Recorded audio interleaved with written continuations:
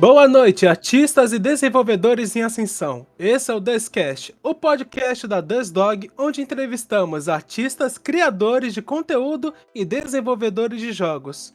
E também um pouquinho mais. Hoje temos como convidada uma programadora, streamer e criadora de jogos como Midside Girl with Three Signs, Fantasil e Jay and the Swing World. Com vocês, Kelly Kill. Boa noite, Kelly, e muito obrigado por poder participar aqui com a gente. Olá, boa noite. Muito obrigada pelo convite, John. Bom, Kelly, eu gostaria que você falasse um pouco de você, né? Eu dei essa introduçãozinha, mas acho que fica legal se você falar um pouco de você, sua história e tudo mais. Bem, da minha história, desde que eu era criança, eu sempre quis mexer na área de videogames, porque quando eu nasci, meu pai mostrou o mundo de videogame, né? Como o Mega Drive. E como a criança com controle, os olhos começam a brilhar, né? E eu não era aquela criança mimada quando pegava o controle e batia no chão, não, eu jogava tranquilamente. Um alívio. Imagino que seu pai ia ficar doido se você quebrasse o controle dele. Nossa senhora, aí ele ia jogar no lixo. Ai, ai. Então eu comecei a correr atrás desses na área de curso. Só que na época de anos 90, eu nasci em 94. Não tinha tanto conteúdo sobre a área de jogos como hoje, né? Hoje em dia tá cheio de conteúdo. Antigamente não tinha tanto. E a maioria que criava jogo era próprio programador, né? Nem era programador de jogos. Então, eu comecei assim, vou focar meu objetivo, depois vou correr atrás na área de games, tiver no terceiro colegial. Aí depois no terceiro colegial, eu abri um curso lá de Fortaleza, que é curso de games. Eu corri atrás do curso, aí eles falaram, seguinte, nós precisamos, você aprende duas coisas, na área de programação e a área de negócio de artista, né? Tanto na área de desenho, de ambiente e outras coisas. Só que a minha escola, eu aprendi tem aula de artesanato, fazer argila, estrutura de madeira, é legal. E desenhos, a maioria das vezes nós aprendemos mais na área de desenhos. Então eu aprendi a desenhar luz e sombra. Né? Hoje você desenha luz e sombra bem detalhado, mas antigamente era a luz e sombra usando apenas aquela cor de tom de branco até cinza e preto, né? E eu, na escola, não tinha aula de informática. E eu fiquei assim, pombas, onde eu vou perder curso de informática? E na escola ensinava bem básico, tipo, como ligar computador, como acessar, como ver e-mail. Eu olhava assim, eu aprendi isso quando eu tinha 10 anos, instalar, ver e-mail. Praticamente aquele curso bem básico de informática, né? Isso. E eu gosto na área de informática, tanto eu tenho um certificado, eu fiz um curso de informática, de programação, quando tinha 6 meses de vida, então tá na parede aqui em casa. É tão bonitinho. Caramba. E falou numa potência, né? Não é só um curso de informática, é o curso de informática. Isso, é um curso de informática, uma criancinha pequenininha. Corrigindo, é o curso de informática que apenas as crianças mais qualificadas podem fazer, porque é o curso de informática. Tipo isso. Eu corri atrás nessa área informática, na verdade eu sempre gostei de mexer a computador, desde que eu ganhei computador bem nova. Não ano, assim, meses, mas sim anos. Quando eu completei 1 ano, meu pai deu o primeiro computador. Depois eu terminei de fazer o curso de programação, né? De informática. Então eu comecei a correr atrás disso, eu jogava. Mas o tempo eu jogava. Aí depois conheci a internet, passando em tempo. Imagino tenha pegado aquela internet descarga Nossa, né? adoro, adoro. Adoro o barulhinho lá. Eu adoro. Eu falo assim, que sensação gostosa. E aquela tela azul, né? Aquela tela de morte do Sim, computador. mais de um século pra poder carregar um único site. Sim, era bem gostoso nesse tempo. E quando eu completei 10 anos, pedi meu pai me ensinar a instalar os jogos. Eu tinha CDs de vários jogos antigos que vinha a revista Caras. E eu queria instalar, porque toda vez eu ganhava um novo computador cada dois anos. Então eu jogava, durava 2 anos, aí meu pai comprava outro computador. Aí toda vez eu pedia, pai, instala o jogo que eu gostava, aí ele instalava. E eu decidi, vou aprender sozinha. Aí meu pai me ensina a instalar, me ensina como passo a jogar direto no computador, que antigamente, acho que até 2002, 2003, pra poder jogar jogos direto no computador, você precisa de CD. E não roda sem Sim, CD. era tipo aqueles CDs da Level Up que tinha vários jogos. Isso. Só que não era Level Up. Level Up surgiu bem depois. Mas antes, todos os jogos que tem aqueles jogos bons eram com CD. Como Offline, The Sims. Nossa senhora, muitos jogos. Tem jogos de Pinball, aquele versão primeiro Pinball 3D, era máximo. Uau! Nossa, eu joguei muito isso, jogo maravilhoso. Isso. Então, jogava isso. E aí depois eu passou um tempo, eu falei, pai, me ensina a instalar alguns programas. Aí comecei a instalar programas. Aí tem momento, essa parte adolescência, entre 12 e 13 anos, eu falei, meu pai, me ensina a montar computador. Aí me ensinou a montar computador, conectar USB, mouse, teclado, e caixa de som e adiante. Aí vem aquela pergunta, pai, o que é spam? Ele, droga, não sei disso não. Aí na época ele trabalhava na faculdade. E na faculdade tem um cara que mexia com conserto de computador. Aí ele chamou esse cara de conserto de computador pra dar um pouco aula básico. Só que não é totalmente básico, é aula com detalhe. Ele me ensinou sobre o sistema operacional, o tipo de programas, como identificar programas se tem vírus ou não. E ficava assim, uau! Mas não aprendi programação não, programação aprendi quando eu entrei em faculdade. Quando eu conheci programação, eu fiquei doidinha. Nossa senhora! Na verdade, eu aprendi primeiro em português. Aí o professor começou a ensinar aquele algoritmo 1, 2. Aí, mais pra frente, quando entrou Java, nossa senhora, eu fiquei doidinha. Nem dormia, ficava assim, madrugada mexendo com isso. Sem brincar, na época, até hoje, quando fico com dor de cabeça, nessa área de programação, eu consigo ficar acordada, no máximo, até 7 horas da manhã. Eu fico doida, assim, se não conseguir Só resolver. pensando em como resolver o negócio na programação, o que tem que fazer e tudo mais? Sim, Caramba!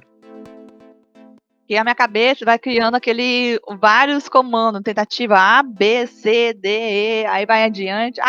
Tem no Z. Quando chegou no Z, aí vai 1, 2, 3, infinito do além.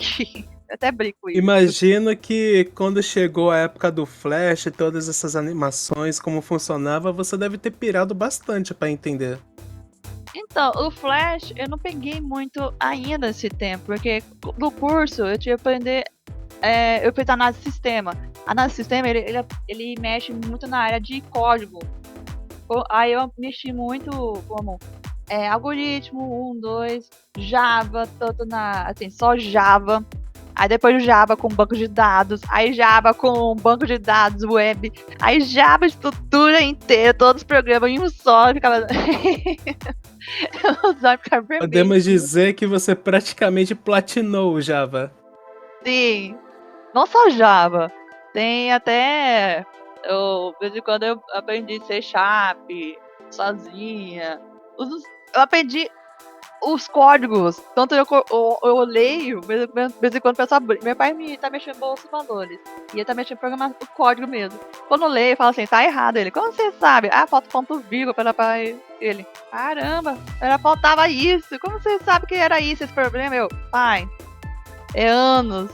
Você escrevia no papel, no o curso durante um ano, você não escrevia direto no computador. Você escrevia no papel. Meu professor, ele lê tudo no código perfeitamente. E eu tive que aprender desse jeito, eu ficava nem doidinha assim, cara, como faz isso? Depois eu consigo pegar nesse jeito, eu consigo ler tranquila, com a leitura e programação, como fosse programa. Caramba, então, tipo, você não precisa dar o programa tá ligado, você consegue, independente da situação, ver uma folha com os códigos e falar: "Ah, então isso vai funcionar, isso não vai Uhum. funcionar". Isso, exatamente. Tanto meu caderno, eu usava mais ou menos 6 canetas com cores diferentes. Só pra poder fazer o que que é as variáveis, o que é essas coisas, né? Show.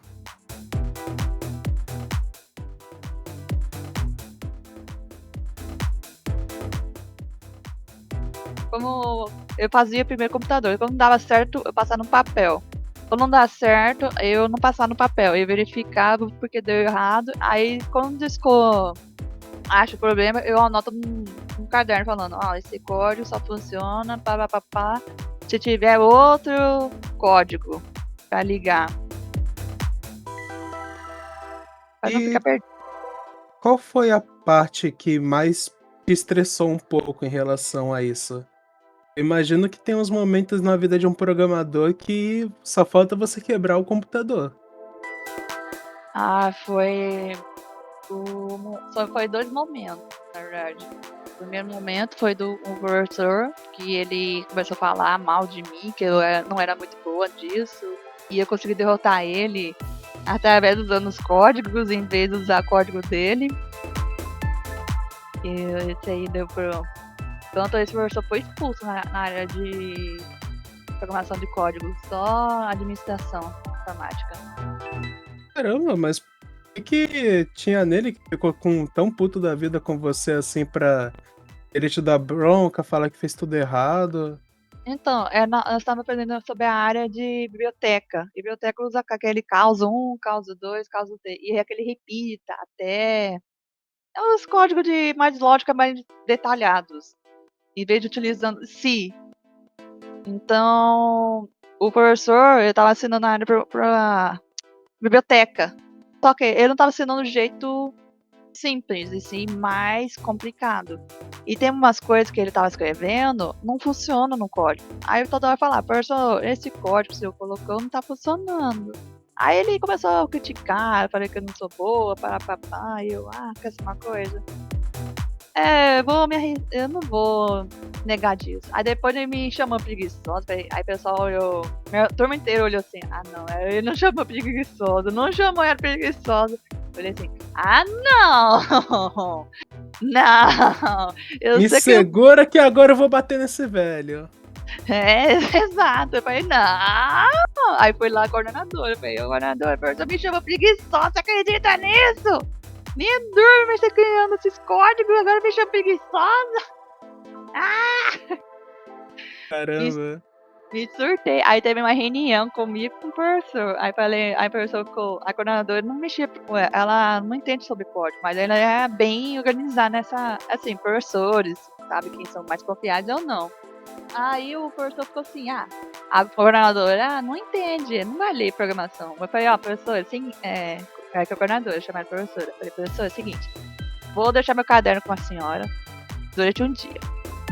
Esse código é do meu e esse é do professor.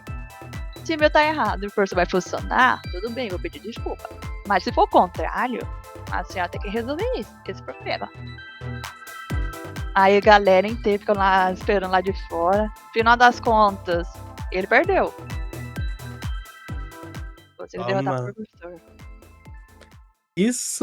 Isso deve ter sido um momento de muito foda, tipo, muita glória pra você isso ter acontecido. Sim. E a galera queria. Você não vai acreditar. Esse professor conseguiu reprovar a turma inteira da sala. Até outros cursos ainda. Não só na análise de sistema. Tem ciência e computação. Agora imagina. 5 turmas diferentes foram reprovadas por causa dele. E ele não ensina porcaria nenhuma. Caramba, se alguém foi formado junto com esse professor, já sabemos que alguma empresa pode ter falido por culpa dele. Não, agora ele é coordenador, só que o pessoal odiou ele sendo coordenador. Poxa, e me diz assim, quando foi que você transitou dos jogos, não, digo, da programação para os jogos? A programação de jogos é. Como eu tinha feito o curso de programação para ter mais conhecimento na área de jogos, né? Que o diretor do curso de jogos falou, ó, você precisa ter conhecimento de programação. E eu não sabia de básico, então, quando terminei do curso, eu consegui entrar nesse curso de jogos chamado Games 3D. É interessante, na verdade. Eu até olhei assim, cara, vai ser muito bom jogos de 3D. E quando eu fui ver no local, eu olhei assim, Fortaleza, eu porretado. Sabe, o diretor vai liberar. Aí fui conversar com o diretor. Falei, diretor, é o seguinte, eu sou de Cuiabá, eu não sou de Fortaleza. Você poderia dar online pra mim, professor, turma? Qualquer coisa, eu vou pra Fortaleza. Claro que eu fui Fortaleza, quando tem aquele feriados durante uma semana. Eu ia lá pro Fortaleza, ficava lá durante uma semana, participando com minha turma, conversando com o diretor, professores, e deu tudo certo. Aí lá dentro do curso, eu comecei a conhecer na área de programação de jogos, como o Unreal. Eu comecei a utilizar o Unreal, eu fiquei interessado no Unreal. Só que no Unreal ele não utiliza muito o programação. Ele usa aquele Blueprint, aquelas tabelinhas. Sim, se eu não me engano, é aquela coisa de ficar juntando as linhas, né? Juntando os Isso, pontinhos. isso, exato. Tanto esse negócio de Blueprint me lembra muito dos aulas de sistema operacional, que utiliza muito isso. Da entrada e da saída. E Blueprint Então você utiliza já muito. tinha uma manha. Sim. Tanto no curso eu mexia duas áreas. Era a área de modelagem 3D, eu criava modelagem 3D de cenário junto com o professor, e os códigos, né? Eu ficava nem louco falando assim, se fizer isso, pessoal, não dá pra fazer isso. Eu falei, não, só tento fazer. Se não der certo, qual que é a minha culpa? Aí o pessoal ficava assim, cara, imaginação louca, né? Mas faz, verdade, funciona perfeitamente. Aí fica lá, pegando as minhas ideias malucas de código direto pro sprint e funcionava. É aquilo, é que você pegou uma área bem diferente, mas eu imagino que se você fosse pra química, paciência, coisas assim, você seria o clássico cientista doido, né? Coloca tudo à prova, vê se as coisas vão dar certo ou não, se explodir, paciência. Com a programação, praticamente você era desse jeito. É, e você aprende os erros, né? Vai acostumando os erros, você aprende.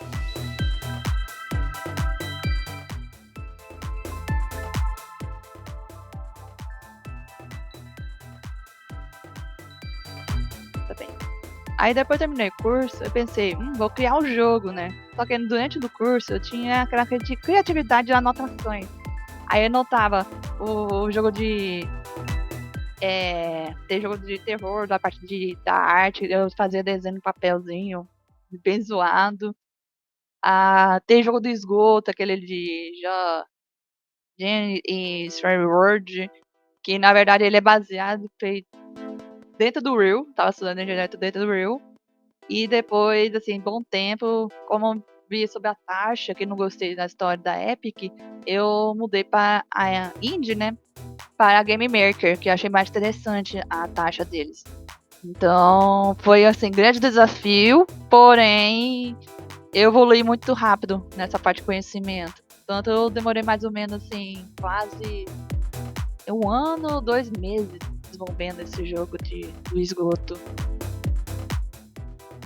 E assim, você falou do negócio das taxas e tudo mais. O que você achou daquela última notícia que teve há um tempo atrás, que a Unreal tava querendo voltar atrás, que o pessoal não tava mais se interessando por ela pelo jeito que eles estavam fazendo? É que o povo não tá interessado mais nele, porque ele colocou tantas coisas, assim, a foto da Epic, né? Aí eles têm a regra que você tem que pagar um valor. Não vou falar do valor, porque não sei como tá o valor hoje em dia. E de vez em quando eles não atualizam por causa do contrato. No contrato, você tem que pagar o valor, que não é razoável, em versão dólar, em cada três meses. Só que, Au. se você publicar direto na Steam não tem como tirar esse dinheiro direto. Pra poder tirar, você tem que esperar completar o $1.000. Então, como vai tirar um dinheiro antes de completar $1.000? Aí não tem jeito mesmo. Aí você Então, mudou pra Game Maker e tá lá até hoje? sim. Na verdade, o primeiro jogo que eu desenvolvi foi o Mixing Girl, da garota com 3 signos, porque a história dela foi engraçada. Eu tava imaginando no local e pensei, as pessoas de hoje em dia acreditam tanto nos signos e as criaturas, tanto mitológicas, lendas, né, e outras coisas. Se eu juntar esses duas cabecinhas em um só, tipo, conflito entre o tipo de negócio de acreditar, né? Cada uma pessoa. E hoje em dia a pessoa usa fantasia de tanto no furry, cosplay e adiante. As pessoas gostam de fantasiar com isso. Então eu imaginei isso juntando dois tipos que vira fantasia e já conta a história da Luna. E foi aí que surgiu do Mixing. E o Mixing, na verdade, foi desenvolvido pelo RPG Maker. Porque eu ganhei RPG Maker e eu fui primeiro para testar direto na Steam para ver como funciona o contrato da Steam. Eu fiquei durante um mês estudando sobre o contrato, junto com o meu pai, que meu pai é advogado também. Tava me ensinando as coisas da lei. E falando um pouco sobre esse Midside Girl, eu cheguei a jogar e, bom, acho que podemos dizer que é uma loucura esse jogo, em várias questões. O... Por que exatamente você preferiu pegar mais essa coisa da mitologia egípcia e misturar com toda essa vibe de signo? Você falou antes dessa questão que a gente é porque as pessoas falam muito desse assunto, mas em relação à Luna, esse ambiente e tudo mais, teve outras inspirações que você acabou tendo pra chegar nessa história? Na verdade, a Luna, eu só brinco que a Luna seria eu. Porque eu gosto dessas coisas de mitológica e lenda. Eu sou louca, assim. Quando surge fala a criatura, eu ficava assim, uau! Vou correr atrás sobre essa criatura. Na minha adolescência, eu gosto sobre mitológica e lendas. E na época da escola, sempre nós decoramos sobre a mitológica da grega, né? Da Grécia. Como Minotauro, Pegasus e outras coisas. E tem Brasil também, né? Só que Brasil não é ponto forte. Tanto no Sign 2 vai ter o Mitológica Brasileira. Eita, que o pessoal não é de dar muito valor pra mitologia brasileira, hein? Coisa mais linda e a gente fica ignorando ela. Sim. Então eu decidi. Tanto aparece alguns inimigos mitológicos brasileiros. Só que ela fala assim, o personagem aparece como um NPC, como um do bem. Não vai parecer tanto isso, mas assim, no segundo vai ter muito detalhe da mitológica brasileira, acho que na segunda fase. E cada fase do Mid-Signy é tipo, tem a cultura, conta sobre assim, a Luna, falando sobre signos e mitológicas. Aí na primeira. Esse tutorial, né? A primeira fase começa a contar fosse dois tipos de mitológicas, estou misturando. É muito comum isso. E eu fui correr atrás de não só a cultura da Grécia, né? Tem cultura de oriental, eu gosto muito de cultura oriental. Tanto no Mitsiga tem uma vila só de raposa. É a primeira mitológica que eu conheci nessa cultura japonesa. Como a raposa nove caudas. E tem muita briga, o pessoal fala que raposa nove caudas não é Kyubi, é outro nome, é Yuko. O pessoal que eu não gosto de falar Kyubi porque, Kyubi é de Naruto, tá, tudo bem, mas o Kyubi, esse nome do Kyubi não existe, não é Raposo Nove Caudas. Em si é Yuko. Ainda mais porque a gente sabe que o nome da raposa é Kurama, que vem de Yu Hakusho. Kyuubi é só pra falar nove caudas, mas o pessoal acaba esquecendo desse detalhe, né? Eles falam, não, aquela ali é a Kyuubi. Não, aquela ali é o Kurama. Só quem é mais fã de Naruto chega e começa a falar que ele é o Kurama. Ou até não, né? Às vezes o próprio fã chega e começa a chamar de Kyuubi. Né? É, que na verdade o Raposo Nobicado lá seria assim, é um, assim, é Yuko, só que em vez de colocar Yuko, porque a maioria, se pesquisar colocar Yuko na internet, tem muita raposa com o nome Yuko. Então ele não queria copiar esse nome Yuko, né?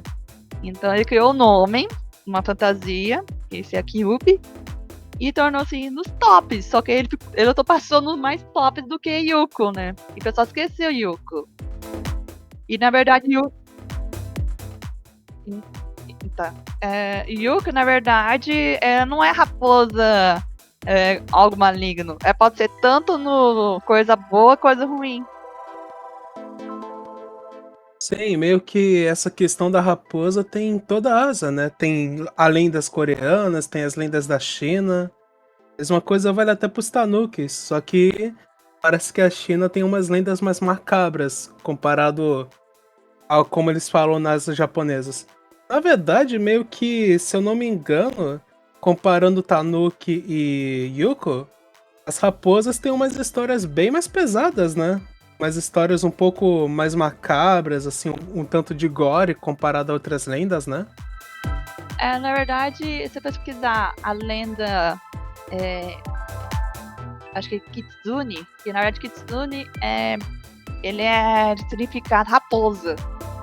Só que se você pesquisar Kitsune supernatural, aí tem vários sim falando Kitsune pode ser se atrair os homens, igualzinho a Mulher das Neves, ou é mensageiro dos deuses falando que vai acontecer algo ruim, aí ele comunica tanto no monge, ou a pessoa tá perdida na floresta.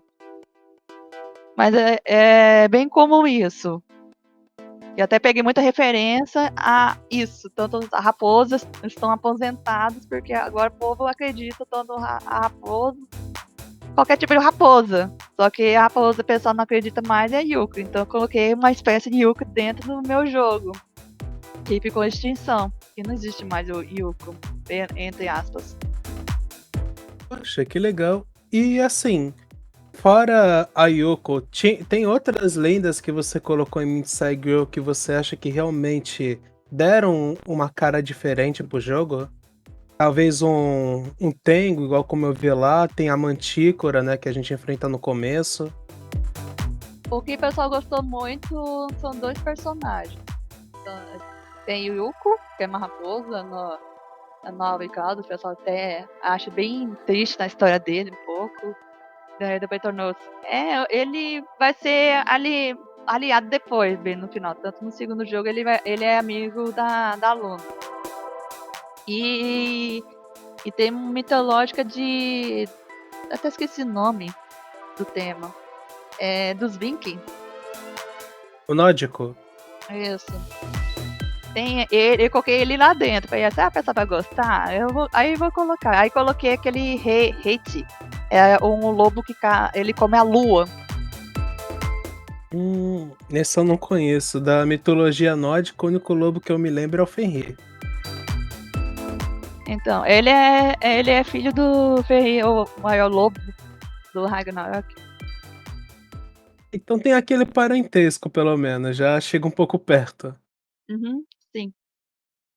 Aí mostra, tanto já fala, porque a lua desapareceu, tá muito estranho. E a lua tá assim, como a lua tem um olho que é formato da lua, ela anda assim, consegue ver no escuro, né?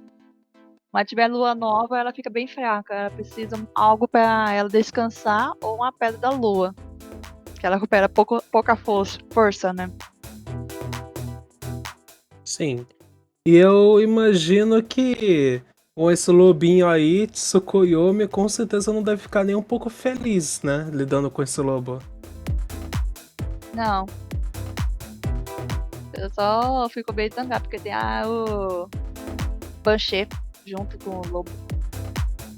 Putz, você ainda colocou uma Banshee? Coloquei. Aí você tá querendo fazer com que os personagens realmente sofram, hein? Ai, assim. E tipo, a Minsai Girl, eu sei que você tem um baita carinho, né? Você tá desenvolvendo o segundo jogo, tive o privilégio de poder ver o roteiro e tudo mais. E assim, o Midsai Girl, ele tá numa vibe RPG Maker. O segundo jogo, você tá querendo fazer ainda nesse estilo ou você vai pegar mais essa coisa da visual novel, como você já havia falado uma vez? Ó, eu tô pensando ainda, porque eu tô. Se for visual ou visual novel, eu vou tentar copiar a ideia dos mesmos criadores do Liette. É que o pessoal fala RPG Maker é bom pra fazer jogo de terror.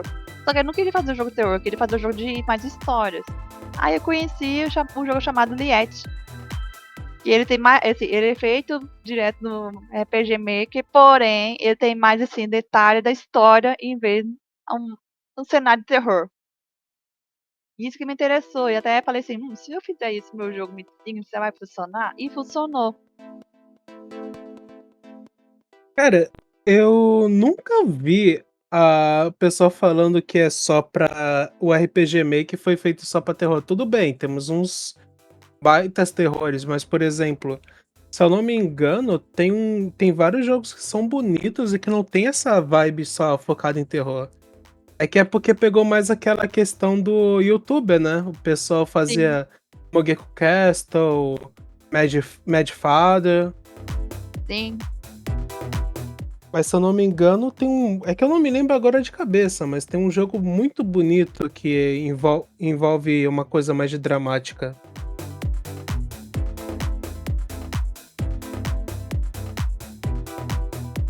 Eu recomendo pra você correr atrás de Eliette. Se quiser, eu passo o nome pra você, você pode dar uma olhada. Até tem vídeo gameplay que eu tinha feito. Falando em gameplay, você já como a gente falou aqui no começo, você é streamer, né? O Como é que é a vida de um streamer, em sua opinião? Porque eu sei que na Twitch tem começado a dar bastante confusão, né? A Twitch falam que ela vai morrer a qualquer momento. Ah, acho que não. Pelo contrário. Ela vai viver muito, 1000 vezes melhor do que YouTube. Porque YouTube tá colocando muita regra e eu acho que tá ficando muito ruim essa regra no algoritmo deles. Mas não tinham falado que tinha uma exigência muito grande de trabalho para pouco dinheiro na Twitch, que o pessoal tava comentando? Não. Assim, não vejo muita pessoa reclamando, mas eu ouço mais pessoa reclamando de YouTube do que Twitch. Assim, a Twitch tá colocando muito bem divulgando qualquer canal. YouTube, depois durante o ano da pandemia, ela mudou tanta regra e começou a diminuir a quantidade de pessoas pesquisando. Por exemplo, eu faço a live do Sky. A maioria das pessoas que vai procurando o vídeo do Sky não vai achar no meu, vai achar outro cara. Só que esse outro cara, ele não fala, ele não comunica com a pessoa que tá com dúvida. Pra falar assim, por que esse cara não tá funcionando no computador? Aí ele não fala, ele fala assim, o problema é dos desenvolvedores. Aí quando o pessoal descobre aqui no meu canal, fala assim, você sabe o que tá acontecendo? Aí eu falei, não, veja esse vídeo. O pessoal assim, nossa, é bem triste que a pessoa não tá interessada para corrigir o erro, para Aí eu falei, é desse jeito a vida. Caramba, que legal. Então você apresenta também para as pessoas, tipo, você dá mais essa atenção pro público, né? Sim, exato. Eu Que gosto, na legal. verdade. E na verdade eu comecei a fazer o vídeo, foi em YouTube. Aí fazia o primeiro vídeo que comecei a fazer foi em Justice. Por quê? A maioria das pessoas tava fazendo muita live direto do computador. E eu não tinha o gravador de tela. Aí, velho, vou fazer uma coisa bem louca. Eu peguei máquina fotográfica, peguei um tripé e gravava direto pelo máquina fotográfica e eu jogando. E falando sobre, como é justiça, e fala muito o universo da DC, e falava, o Batman, ele luta contra o papapá, tem os inimigos, tem versão especial dentro do jogo, fala, essa versão é baseado na edição da revista Parapapá, que foi lançado nesse ano, direto da Panini, só que americano foi lançado 2 anos atrás, não sei porquê.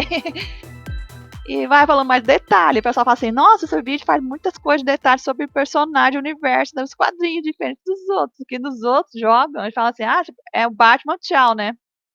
Eu não, é um Batman que isso perdeu a família, tem que tomar cuidado da versão do Batman, que nem todo Batman é desse jeito. Ai, Caramba, ai, você faz uma análise completa do conteúdo. faço. Legal. E assim, ultimamente tá tendo bastante inscritos, o pessoal tá vendo suas lives e tudo mais, ou tá uma coisa mais morna ultimamente? Como estão indo as coisas? O pessoal tá gostando mais quando eu faço bem análise, falando, esse jogo foi feito tal ferramenta, vale a pena? Se conseguir, sim. Se não conseguir, contrate, arrumar um programador, né? Eu até brinco isso. É, porque eu acho que o problema sempre acaba sendo ou a programação ou o roteiro, que às vezes a pessoa consegue fazer um jogo legal, mas decide cagar pra história por completa. Acho que não são só roteiro e programação. A arte, né? A cara não sabe fazer Sim. arte. Aí faz uma arte. Igual eu sofri muito do Mid-Signing, porque eu queria fazer uma arte bem simples e menos detalhe. Aí eu lembrei do Liette, que o Liette é um mínimo detalhe possível. Eu falei, se eu pegar referência a isso, que eu gostei da ideia do Liette. Eu gostei muito desse jogo. Então eu transformei a minha versão do estilo do Liette. E ficou legal. E o pessoal gostou. Falou assim, como você fez isso? Onde você pegou essa ideia? Não fez nem muito detalhe. Gente, só peguei a ideia do Liette e transformei. Mas não esperava ele fazer tanto sucesso com aquele estilo, né? É porque, já que você tá falando tanto desse jogo, por que não aproveita e mostra pra gente um pouquinho de como funciona essa análise? Fala aí do seu jogo favorito, que é o Niantic. Do que se Olha, trata esse jogo? ele conta. Ele tem 3 histórias dentro desse jogo. E cada um vai contando, passando. Assim, cada um vai contando algumas coisas de detalhe. Por exemplo, o primeiro conta um personagem encontrou o ovo do dragão. Beleza. É dos mais raros. E ele tem que vender esse ovo do dragão, porque alguém pagou pra ele pra procurar o ovo do dragão. Só que o ovo do dragão nasceu uma menina. E ele não sabe por que nasceu a menina. E porque o ovo chocou, né? Então o personagem começa a falar sobre os dragões são desse jeito, papá, e chocam, mas a pessoa que pagou fala assim, eu não sei porque o ovo chocou, né? Nasceu. Aí no segundo jogo fala assim sobre detalhe do ovo dragão, porque tem outro personagem, um ovo de uma espécie de dragão. Só que o personagem não sabe que ele é dragão. Mas quem criou ele, ela começa a contar sobre o ovo dragão. Aí no terceiro, aí conta o personagem que você controla. Que é o protagonista, que ele é mentiroso. Aí ele fala por que ele é mentiroso. É bem pesado o terceiro. Eu choro, é muito triste o terceiro. Poxa, que legal. E do que se trata a gameplay desse jogo? Se bem que, bom, eu acho que a gente deveria estar mais falando dos seus jogos, né? Não só do Midnight Girl, do que do seu favorito, por mais que eu tenha pedido pra você falar um pouco dele. Não tem problema que eu gosto muito desse jogo. Tanto ele e o Okami. E eu, nessas análises, eu imagino que você fala bastante da gameplay também, né? Do que se trata a gameplay desse jogo em questão? Então, a gameplay dele, do Liette ou Mixing? Eu tava perguntando sobre o Liette, mas eu acho que ficaria mais interessante você falar um pouco do Midseia. A mecânica do Mixing é bem parecida do Liette. Seu objetivo é você ter que explorar todo o cenário do jogo. E como vai explorar, você tem que conversar com todos os NPCs e vai visitando um ambiente, né? Então, aí tem dentro dele Ah, só uma exploração e tchau? Não. Lá dentro dele tem as batalhas. Aí você vai batalhando pra poder passar de nível. E os bosses, você tem que estar aquele nível razoável pra derrotar o boss. Por causa das habilidades que você ganha. Então não pode só querer rushar e sair batendo em todo mundo, né? É. Eu achei legal. Como você é uma desenvolvedora de jogos e tudo mais, você tem algum conselho pro pessoal que tá nesse momento querendo se desenvolver de jogos ou falar um pouco de como você acha que tá a situação pra vocês, né? Já que é um desenvolvedor de jogos no Brasil, eu imagino que às vezes seja um pouco complicado publicar os jogos e tudo mais. São duas coisas, né? A primeira, a primeira opção, você pode participar do Game Jam. Por que eu falo isso? A Game Jam, você pode evoluir com conhecimentos. Vai criando o jogo. Que claro que vai demorar. Fala assim, não vou conseguir aprender isso, mexer em programação. Então, aproveita procurar a equipe. Uma equipe precisa assim, preciso programador, ou preciso artista, ou roteirista, tradutor, músico, sonora. São vários conteúdos que você precisa para poder montar o jogo. Mas não precisa fazer assim uma equipe grande. Pode fazer uma equipe pequena, por exemplo. A minha equipe só são poucas pessoas. Eu mexo tanto na arte, códigos, roteiro e game design. Que seria direto do GDD, da parte de criação. Então, eu mexo quase tudo. Preciso de música. Aí eu tenho 2 músicos. Aí eu converso 2 músicos para ver se eles estão disponíveis. Ou não, né? E tradutores. Inglês, acho que tem 5 inglês tradutores. E espanhol só tem uma.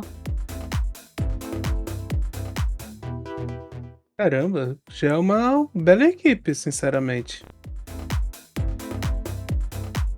E aí, como é que funciona essas Game Jams? O que é necessário você fazer para participar delas?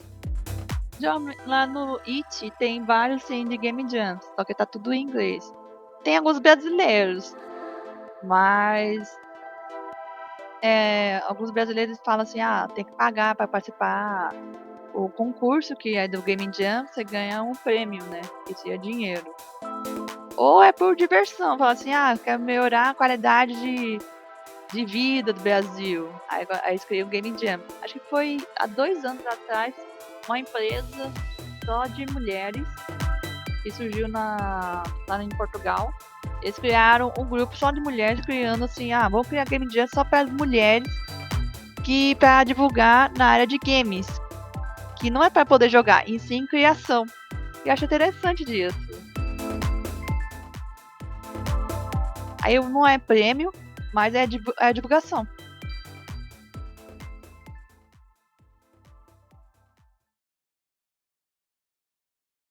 Já tá dando o nosso horário, né?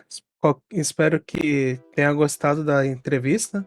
Qualquer coisa, se tiver mais assunto, queira falar mais dos seus jogos, tá igual como você tá convidada a vir aqui quantas vezes for necessário, quantas vezes você quiser. Será sempre muito bem-vinda. E bom, você gostaria de dar alguma palavra final pro pessoal ou algo que você quer falar sobre suas experiências e tudo mais pra gente não esquecer disso no vídeo? Acho que eu tenho recado para quem tem interesse para criar o jogo, né? Nunca desista esse sonho para criação de jogos. Eu sei que é difícil, porém, corra atrás para melhorar seu conhecimento e divulgação. Eu era desse jeito, no início eu ficava assim, insegura, mas depois eu fui assistir a palestra falando assim, não desista, faz isso, eu vou lá fazendo, aí vou correndo atrás, na Steam, pra ver como funciona, pra publicar os jogos. Tanto na Steam tem 4 jogos disponíveis, 3 são gratuitos e um é pago. Maravilha, então. Pessoal, aqui acabamos mais uma das nossas entrevistas. Fiquem ligados porque logo logo teremos muito mais. Kelly, mais uma vez, muito obrigado por você ter vindo aqui. Eu te agradeço de todo o coração. E bom, pessoal, não se esqueçam, se inscrevam no canal, deixe o seu sininho e, por favor, compartilhe com os outros porque esse é apenas o começo. Obrigado e tchau, tchau.